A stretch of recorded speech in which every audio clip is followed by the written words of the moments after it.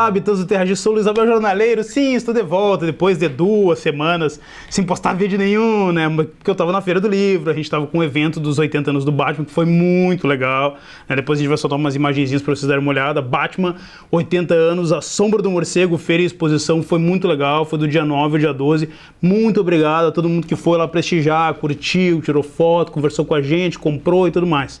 Então estamos de volta, tá? E falando em Batman, o assunto pertinente do momento é o quê? É a coleção que foi anunciada pela Planeta DeAgostini em parceria com a Egomós do Batman, né? A lenda do Batman, que ela vai ter, acho que acredito, 2 funções. A função número 1, a proposta número 1 é porque agora em 2019 o Batman completa 80 anos de existência. O personagem foi criado em 1939 pelo Bob Kane, pelo Bill Finger, pelo Jerry Robinson, e vai ser uma coleção em 100 edições com uma mitologia que vai abordar, acredito, todas as eras possíveis do personagem. Mas já tem gente fazendo vídeo, falando sobre os valores, falando sobre a proposta da coleção, falando sobre... 100 edições comportam uma qualidade excepcional, vai sair muito material bom nessas 100 edições. Bom, eu vou falar um pouquinho para vocês, vou conversar um pouquinho com vocês sobre o mercado editorial da Salvat, atualmente com tantos cancelamentos acontecendo, e se vale a pena ou não essa questão da coleção do Batman, tá? E vou citar esses tópicos, mas vamos por partes. Primeiro, até anotei aqui, os valores flutuantes. Para quem vai assinar a edição 1, para quem vai ser assinante da coleção do Batman, a lenda do Batman, da Planeta DeAgostini em parceria com a Egomós, o volume 1 e o volume 2 vão ser por R$ 29,98. Acredito que a proposta inicial, isso é achismo, tá, pessoal? Não tem nenhum dado, nenhuma informação privilegiada. Acredito que quando ela chegar na banca, quando ela começar a aportar na banca, se não me engano, o Batman Filho já teve uma edição de teste em algumas cidades da capital, vai ser aquela mesma jogada, R$ 9,90 a primeira edição, R$ 19,90 a segunda e por aí vai. Os valores flutuantes mencionados por alguns youtubers e alguns canais de informação ainda parece que ela vai sair com um valor fixo por um tempo de R$ 39,90, R$ 40, um valor flutuante. Isso pode alterar, pode ser quando vê um valor maior, tá? Isso são as pequenas propostas da coleção. Eu vou entrar em outros detalhes, não muito aprofundados, porque outros canais já andaram falando. Mas assim, ó, a princípio, o que tem? Eu estou no site da Planeta DeAgostini, Origens Reveladas, né? A coleção inclui os momentos mais importantes da vida do Batman, desde o primeiro momento em que ele se veste, em que ele veste o famoso traje, passando pelas ocasiões em que conhece os maiores inimigos, como Coringa, Duas Caras e por aí vai. A coleção vai trazer as propostas básicas do que uma coleção que vai abordar 80 anos da mitologia de um personagem deveria se propor. Tá. Ela vai começar já com a edição inicial, vai ser Batman Filho, que é uma fase escrita pelo Grant Morrison e desenhado pelo Andy Kubert, tá? Que mostra o Batman se encontrando com a Talia de novo, e ela mostrando o Damian, que é o filho dele, que veio lá daquela história chamada Batman, o Filho do Demônio, tá? Que foi uma história, um dado curioso para quem não sabe, que quando ela foi escrita, o Batman Filho do Demônio, ali no final de 80, entrando em 90, um tempo depois a DC decidiu desconsiderá-la da cronologia, porque eles pensaram que era meio absurdo o Batman ter um filho, e eles desconsideraram da cronologia. Quando o Grant Morrison foi contratado pela DC para começar a trabalhar com Batman, ele escreveu a história do Damian, e aí a história foi reconsiderado na cronologia porque ele ia trazer o filho do Batman de volta. Então o cara tinha calibre, ele tinha quilate para escrever uma história em que tinha sido desconsiderado da cronologia, tá? Então essa é a edição número 1, a edição que abre a coleção. Outros itens, outras edições da história estão aqui, né? Tô dando uma coladinha no site deles, que é para mim poder me orientar. Vai sair também uma edição chamada Faces da Morte, obviamente material da Era Moderna, né, cara, do Batman, né? Deixa eu ver o que mais. Batman Detetive, né, que também, obviamente, material da Era Moderna aqui, né, cara, com a arte, obviamente aqui na capa tem a arte do Greg Capullo, né? Portões de Gotham, que é uma edição aqui também, se não me engano, número 4 da coleção, e a Aurora Dourada, que é aquela história que saiu numa edição formato americano, com um desenho muito bem desenhado, se não me engano, do David Finch, que é um encontro do Batman com o Etrigan, né? Que é referente a uma edição especial lá que foi da 1 a 5 do Dark Knight, do Cavaleiro das Trevas. Eu acho, sinceramente, que começar a coleção com histórias pouco conhecidas não é um bom pontapé inicial para a coleção, tá? Se eu fosse editor, o que eu não sou, mas se eu fosse editor, obviamente eu já colocaria de cara um Batman 1, um Batman, um Cavaleiro das Trevas, já seguiria uma cronologia inicial para aquele fã que nunca leu Batman. Eu acho que é muito importante o cara fazer uma coleção dessas, muitas vezes pensando naquele cara que nunca leu o personagem. Porque, são 80 anos de mitologia, tem muito material para colocar ali. Então, tu quer seduzir o leitor novo, que eu acho que realmente é uma das coisas mais importantes, é tentar trazer público novo, não só agradar o público que já está aí, mas trazer o público novo a fazer a coleção, primeiro, preços acessíveis, segundo, histórias iniciais que sejam sedutoras. Acho que isso é uma coisa muito importante. E eu acho que aqui a Planeta de Agostini, em parceria com a Egomós, já começou meio errando, tá? Bom, conversando com o diretor, trocando uma ideia e tal, e muitos youtubers falando e sites, a galera acha que a coleção do Batman não tem, como é que eu posso te dizer, bala na agulha para comportar 100 edições. Indo contra todo mundo, eu digo que tem. A coleção tem tranquilamente bala na agulha para publicar 100 histórias de qualidade, pessoal. Porque assim, uma das coisas que eu mais fiz na minha vida foi ler quadrinho do Batman, então por consequência fui me aprofundando em muita coisa boa que o personagem tem, que infelizmente as editoras aqui do Brasil nunca lançaram de uma forma correta, numa cronologia boa, que nem são nos Estados Unidos, entendeu? Lá nos Estados Unidos os quadrinhos são divididos por Era de Ouro, Prata, Bronze e Moderna, né? Tem a Era das Trevas, mas isso aí eu não considero porque é aquela questão do Comic Code. Mas enfim, então eu acho que o personagem tem muito material interessante a ser explorado, até para que a gente venha entender a mitologia e a raiz de certas histórias. Então eu já vou falar um pouquinho sobre as eras e o que poderia ser interessante e o que pode ser interessante de ser lançado. Obviamente achismo, não sei se vai ser, tá?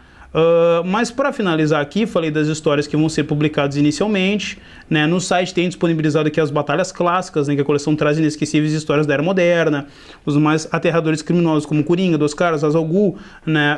Você vai testemunhar as mortes de importantes aliados e as vezes que Bruce Wayne teve de abrir mão do papel de guardião de Gotham. Você também verá momentos de grande impacto na vida do Homem-Morcego, como a chegada do filho de Bruce, que é o Damian Wayne, que eu já havia falado desse arco agora.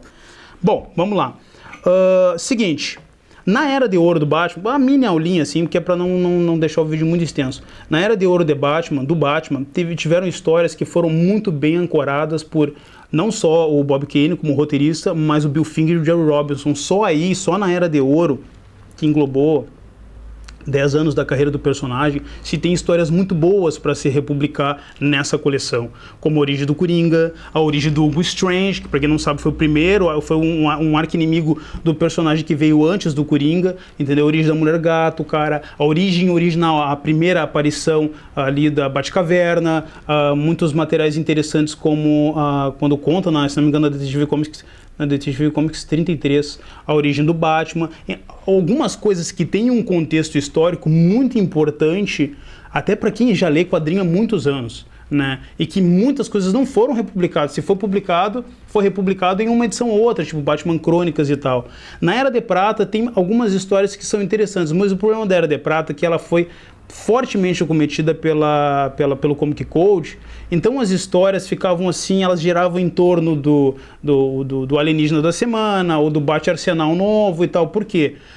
A DC não podia ser ousada, eles não podiam utilizar os elementos que fizeram do Batman ser um personagem tão icônico da Era de Ouro, que é aquela questão da brutalidade, da violência, dele ser um personagem muito soturno e tal.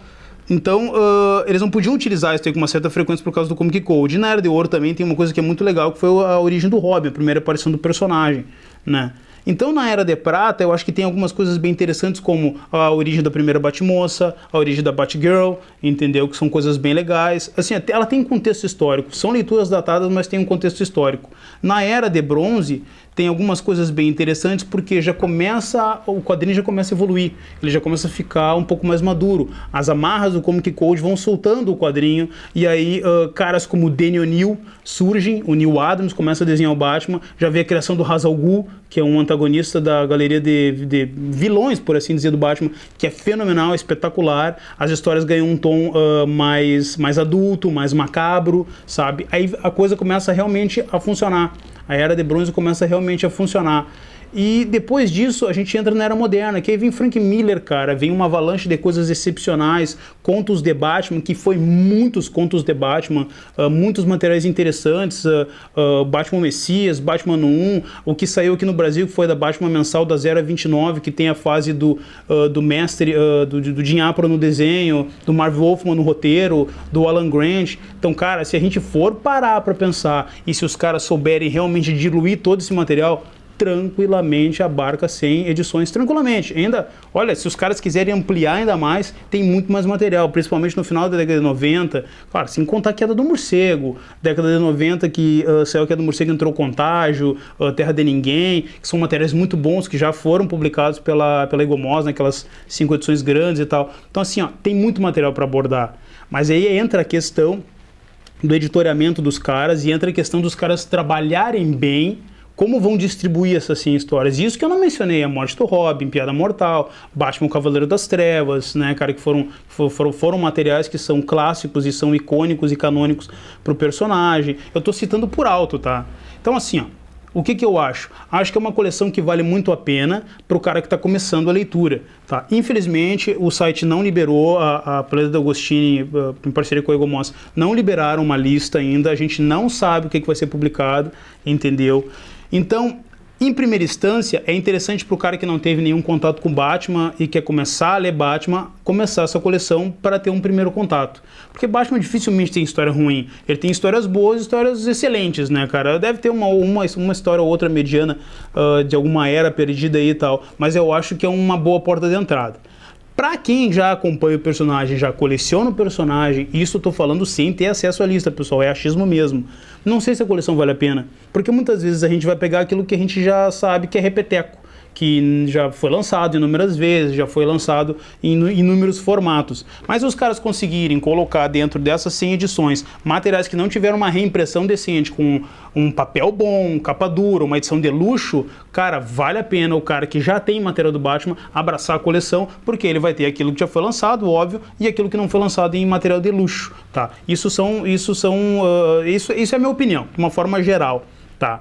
É bem interessante que eles também vão colocar uma série de extras, né, cara, dados explicativos, explicar a importância de determinadas histórias, contextos históricos, como aquela história funcionou, como o roteirista desenvolveu ela, como o desenhista fez os esboços. Eu acho esse tipo de dado que nem DVD. Eu tô assistindo um DVD.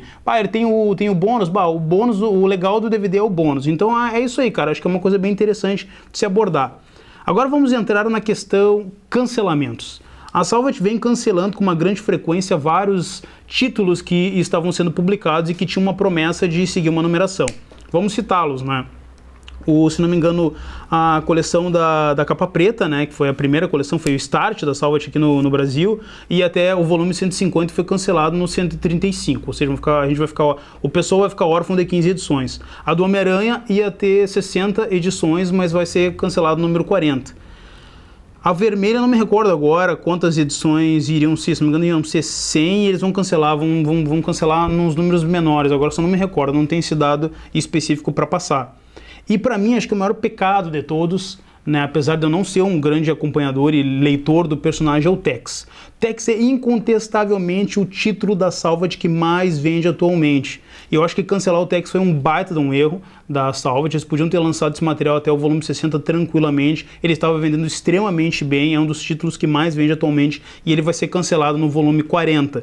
Tá. Até tinha conversado com o diretor e ele falou assim que era a oportunidade de ouro da Salvat retomar aquela proposta de lançar o Conan de novo, né? Foi uma coisa que teve as edições de teste, que foram 4 volumes, que venderam até onde sei extremamente bem, mas aí depois a Salvat reconsiderou o lançamento desse material. Não sei se é porque agora em 2019 a Marvel está ratificando a volta do Conan para Marvel mesmo, vai estar sob o domínio total da Marvel ali, todos os títulos do personagem da era antiga e da era moderna.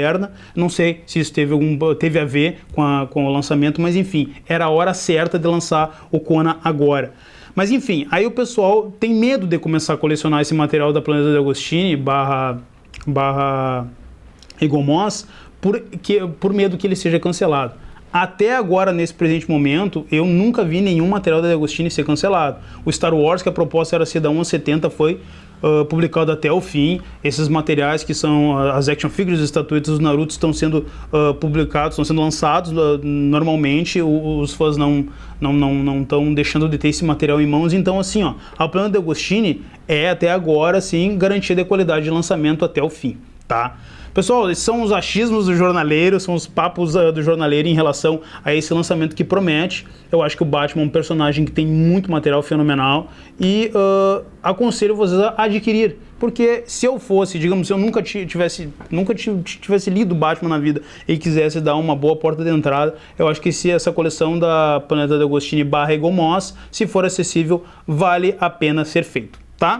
Esse foi um vídeo jornaleiro, nos sigam nas redes sociais, se inscreva no canalzinho, tá? Quando tocar o sininho, um videozinho novo chegando pra vocês. Abração de jornaleiro, até mais.